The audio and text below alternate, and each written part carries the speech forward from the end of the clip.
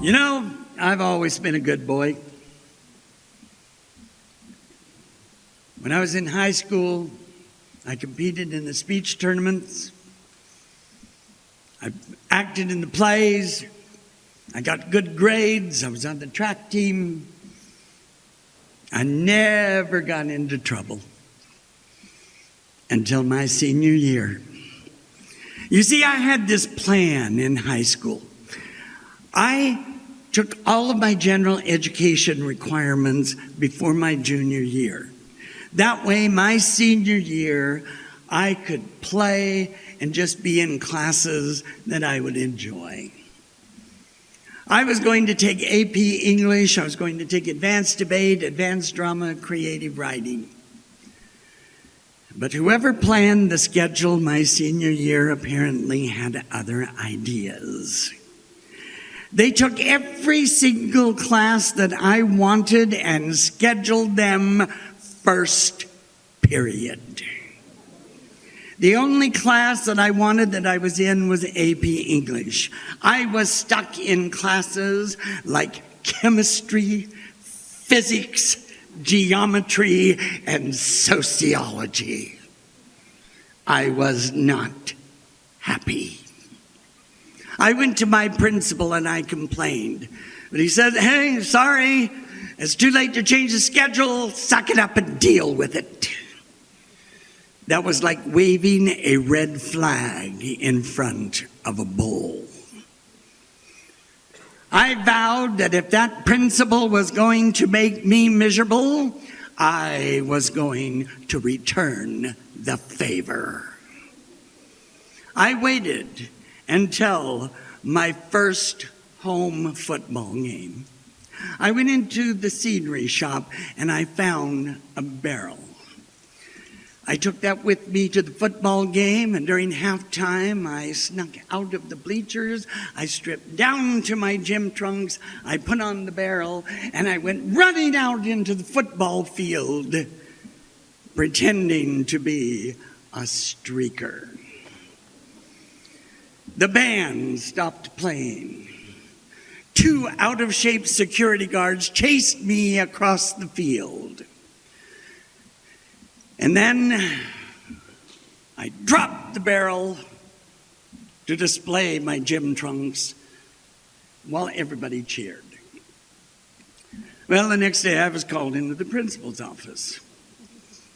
He says, "I'm sorry, I cannot change the schedule. Deal with it." Not what I wanted to hear.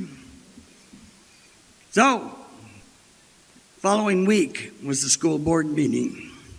Now, in my home state, there's a lot of church architecture where at the top of the church steeple, there is a statue of an angel wearing a long gown, blowing a cornet.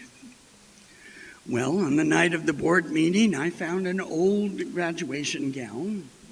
I climbed up on top of the roof of the auditorium where the board meeting was being held, and I found a cornet in the stage shop, and I posed as the angel while the board members came in.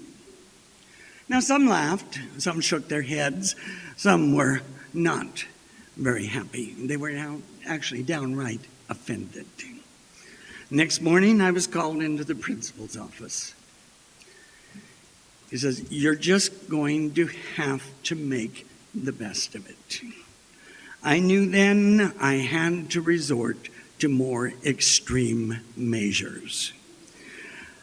My good friend in high school was the son of the local pharmacist. So I went to the pharmacist with my plan.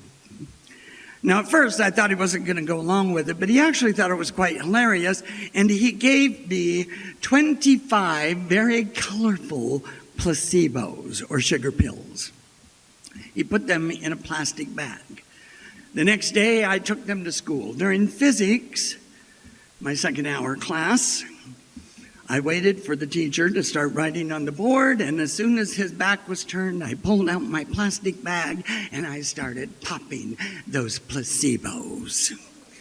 Now, of course, that caused a commotion. The teacher turned around to see me popping the last pills. In other words, I was destroying the evidence. Well, now that I had his attention, I started to pretend like I was hallucinating. I was having all kinds of visions, and he had no idea how to react to this. So then he decided the best thing to do was to get me out of the classroom. So he came to me. I immediately rose up out of my seat, ran to the chalkboard, grabbed pieces of chalk and erasers, climbed up on top of the science counter, and started throwing chalk and erasers at the physics teacher, claiming that he was a giant lizard trying to eat me. Well, he somehow managed to pull me off of that science counter. He grabbed my arm behind my back and he hauled me off to the principal's office. And of course, by the time I got to the principal's office, I was remarkably sober. I couldn't imagine why this teacher was taking me to the principal's office in this fashion. And of course, the principal knew that this was another one of my stunts. He just looked at me and he said, "This isn't going to stop, is it?" And I said, "No, sir, it is not." And he said, "Well, I can't change the schedule." I says, "I'll tell you what I can do." I says, "I'll drop you out of physics class because after today, I don't think he's going to want you back in the classroom." He says, "I'll drop you out of geometry and I'll put you in the beginning, debate, and drama classes where you will be a teacher's aide. You will officially be entered in the advanced classes. That way you can compete in the speech tournaments, you can be in the plays." Says the other classes, you just go to the library, I'll guarantee you an automatic A, you do whatever you want. You can work on your speeches, you can read, you can write, whatever. He says, "Will that work?" And I said, "Yeah, that'll work just fine." So that's how I spent my senior year. I competed in the speech tournaments. I took first place in original oratory and monoacting in state competition. But the highlight of my senior year was at the end, where my drama teacher decided to direct the musical The Wizard of Oz. Now, not being musically inclined, the best I figured was to play the wizard, a non-singing role. Well, as it turned out that year, none of the young women wanted to play the witch. They were afraid that they would be teased by the other men in the school, including their boyfriends. But there was one woman who says, "Okay, I'll try." So I tried to coach her. I gave my best Margaret Hamilton impersonation. "I'll get you, my pretty. You ain't got a dog, too." Well, the teacher saw me and decided that nobody could play the witch better than me. So I ended up being the Wicked Witch in The Wizard of Oz. And to this day, I am the only male student in the history of my high school to receive the award for Best Supporting Actress.